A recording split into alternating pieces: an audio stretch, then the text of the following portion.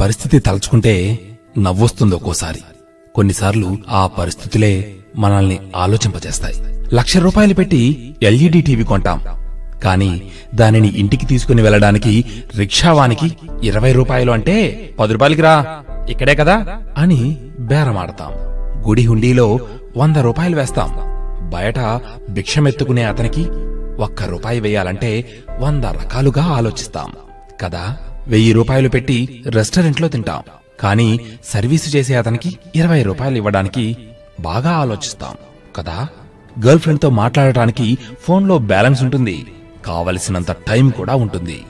కానీ మన కోసం ఏమైనా చేసే ఓ ఫ్రెండ్ తో మాట్లాడటానికి అబ్బా అస్సలు టైం ఉండదు, ఫోన్లో బ్యాలెన్స్ కూడా ఉండదు కదా.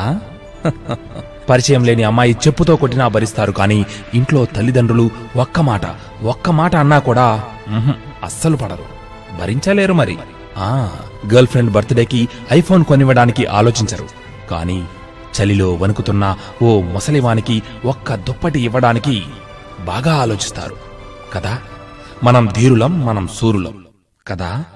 ఇదే మన నవభారతం, యువభారతం. ఇదే మన ఆలోచనల సారం, దిక్కు దిశ లేని వ్యవహారం. మనం సంపాదించే దానిలో కొంచెం లేనివానికి పెడితే అప్పుడు మనం చచ్చిపోయిన తర్వాత కూడా బ్రతికే ఉంటాం.